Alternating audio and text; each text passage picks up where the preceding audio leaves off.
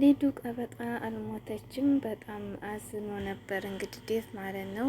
ባርኮቴን መጥቶ ነበር በጣም ደንግጦ እንግዲህ ባርኮትና ኤላ ወደ ፖሊስ ጣቢያ ሄደው በሚሄዱበት ሰዓት ነገር ግን ሞታ የተገኘችው የሌላ አስክሬን እንደሆነ ዶክተር ነገራቸው። ሐኪም ቤት ሄደው ማለት ነው እና ሊዱ እንደሞተች እንግዲህ አረጋግጠዋልና ያው እንግዲህ የት እንዳለችን ባያቅም ዴቭ ተረጋግቷል ማለት ነው። ፍቅርም እንግዲህ ናዋል ሚስጥራቸውን አሁንም ሴራቸውን እንደቀጠሉ ነው። እንግዲህ ፍቅርም ከቤዛ ጋር አንዳንድ እየተመላለሱ ማንኛቸውም እንዳይገላለጡ እየተሰዳደቡ ነበር። ምክንያቱም ይሄን ነገር ቤዛ ታውቃለች ይዟትም ሲሄድ ማለት ነው። ናሆል እንግዲህ እንደሆነ ታውቋለን። ነገር ግን ናሆል ደግሞ ተደርሶበታል። ንጉስና ዳይመንድ ተከታተው ደርሰውበታል ማለት ነው። አሰላሙ አለይኩም ወራህመቱላሂ ወበረካቱ። ውድና የተከበራችሁ ቤተሰቦች እንዴት ናችሁ? ከኔ ጋር አልሐምዱሊላህ። እንግዲህ የፍቅር ሴራ አሁንም እንደቀጠለ ነው። እንዲሁ ዘላለም ከሴራ ከመጥፎ አመለካከት የማትወጣ ጉደኛ ልጅ ናት ፍቅር ማለት ነው። ደግሞ ሴራዋ እኮ ይሳካላታል ማለት ነው። በጣም የሚገርም ልጅ ናት። በቃ ለሰው ልጅ ያላት አመለካከት ሴራዋ እና አሁን እንግዲህ ከዚህ ቤት ያመጣችው እሷ ናት። አዴይንና ለምለምን እንዲያስወግድላት ነበር። አዴይና ለምለም ግን እንደዚህ ያሉ በራሳቸው የሚተማመኑ ጀግና ሴቶች ናቸው ማለት ነው። ማንንም እንደዚህ የማይሸውዳቸው ስለሆኑ እና አሁን ከምንም አልቆጠሩት። እንደውም በጥፊ በጥፊ እያሉ አደከሙት እንጂ እንኳን ሊሸወዱለት ማለት ነው። ያው ሊዱ እንግዲህ በጣም የዋህ ናት። መቅበጥ ነው ከመጣው ከሄደ ጋር መጫወት ነው ስራዋና አንዳንድ ጊዜ ያው ሰዎች ውስጣችን የዋህ ሲሆን የዋህነት ይለያያል ማለት የሆነ ይሄ ቢሆንስ ብለው የሚያስቡ ሰዎች አሉና ሊዱ እንደዛ ናት። ስራ አላለ ሲላት እንግዲህ ያው አዴይና ለምለም የተባለውን እሷ እንግዲህ ስትሸነፍለት ይዟት ጠፍቷል ማለት ነው። እንግዲህ ለአረብ ሊሰጣት ነበር እንግዲህ እየተዘጋጀ ያለው ማለት ነው። ባርኮ ሲመጣ ምንድነው ነገሩ? እንዴት ነው የምትሞት ብሎ በጣም ደንግጦ ነበር። ዴቭም ደግሞ በጣም አዝኖ ነበር። ነገር ግን ኤላና ባርኮት ታረጋገጡ በኋላ እሷ እንደሞተች ተረጋጋ ማለት ነው። ፍቅር እንግዲህ ደስታቸውን ይሄንን ሰምተው እንግዲህ ሰላም ሲባባሉ እንዲሁም ሲተቃቀፉ የደስታቸውን ፍቅር መጣች ማለት ነው። ፍቅር እንግዲህ ለምን እንደምትተቃቀፉ ሰምታችሁ ነው ሀዘን ላይ አይደል ያላችሁት እያለች አጋናለች ማለት ነው።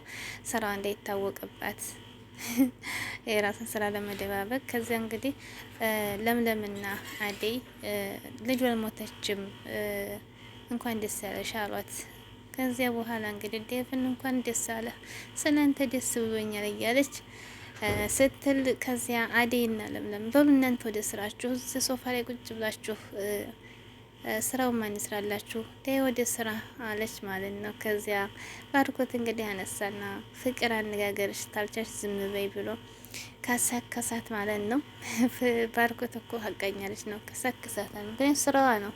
ታንዴ ሁለቴ ሴራዋ እንግዲህ በጣም ቀውጢ ሰው ናት። እሷ በሴራ የተጠመደች ናት እና ከዚያ ባርኮት እንግዲህ እንትናን ቤዛን ወደ ክላሷ ሲገባ ፍቅርና ቤዛን ሲጣሉ አግኝቷቸው ከዛ ፍቅርን እንግዲህ ስለና ሆል ስትጠይቃት እኔ አላቅም ታና ቤዛ ደግሞ ተሳስታ ገሏታል አለች ማለት ነው። ያው ቤዛና ናሆል ሚስጥራቸው አንድ ስለሆነ ስታፈጥጣት ባርኮት መጣ። ባርኮት እንግዲህ ሲመጣ ፍቅርና ቤዛ እንዳይነት ሲባባሉ ፍቅርን መታት ማለት ነው። ነገር ግን ቤዛ እዛ ኤላ ጋር ሄዳ ያደረገችውን ኤላን አስክራ ምናምን ነገር ልትናገርባት ነበርና ያው ፍቅርን አስወጣት ባርኮት ማለት ነው። ከዚያ በኋላ እንግዲህ እሱን ምን ትለዋለች? ኤላ ጋር ሄደሽ አስክረሽ ምናምን እሱን የተባለው ነገር እንዴት ነው ግን ሴት ሲላት እኔ ምንም ነገር አላረኩም ዝም ብላ ነው ለምን የምታወራው እያለ አጥፋፋች ማለት ነው። እኔ ካንተ ሌላ አንተን ነው እኮ የምወደው ምናምን እያልሽ አጥፋፈች ይነቀባታል። ግን ማለት ነው ለምለም እንዳለችው ባርኮትን አትወደውም እያስመሰለች ነው እንጂ ቤዛ ማለት ነው።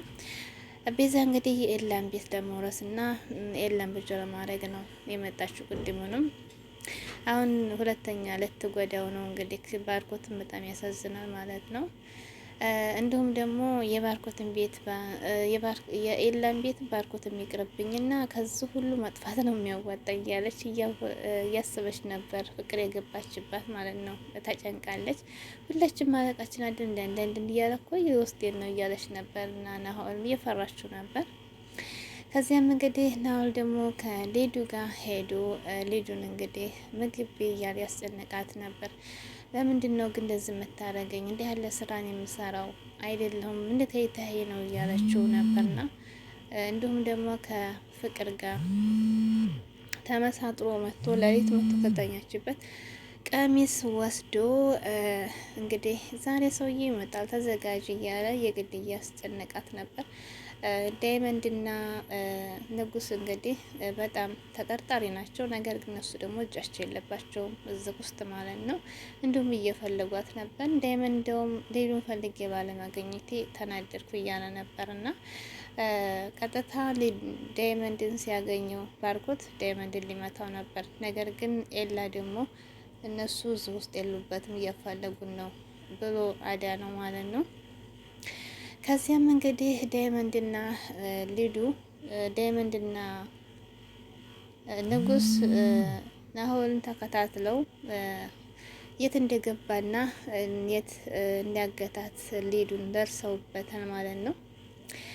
እንግዲህ ዴቭ ናሆልን አይለቀውም።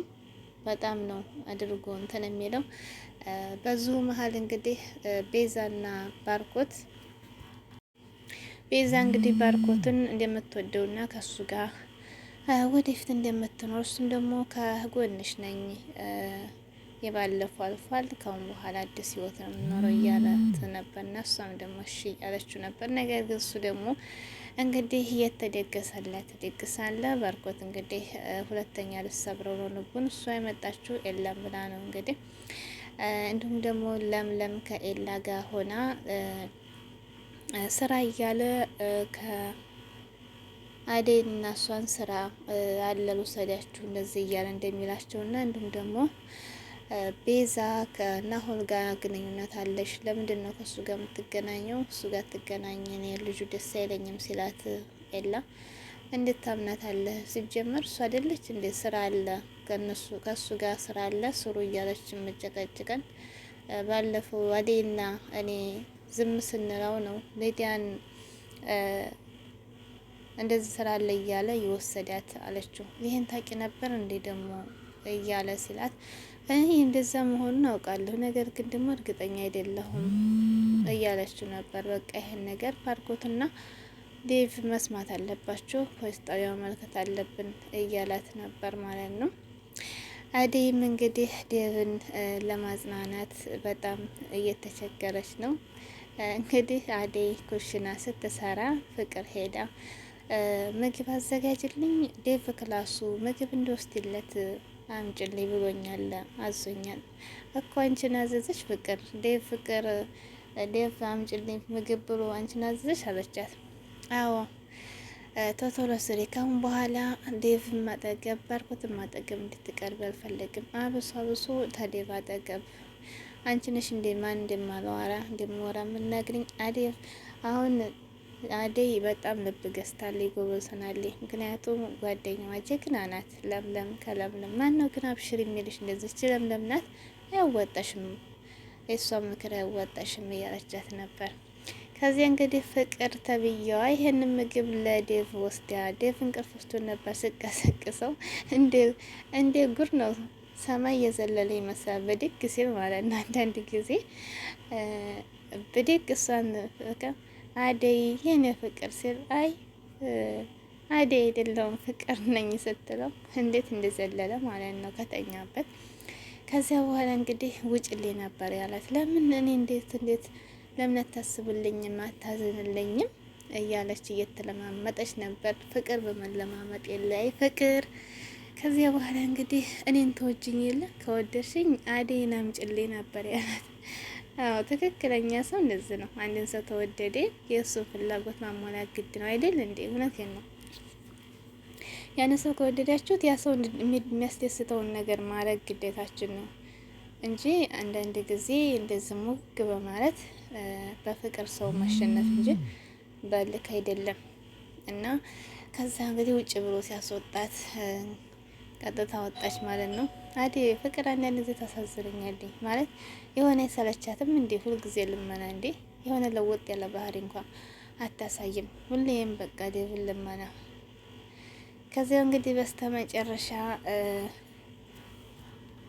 በስተመጨረሻም እንግዲህ ናኦል ተደርሶበታል። ዴቭ አይለቀውም ማለት ነው።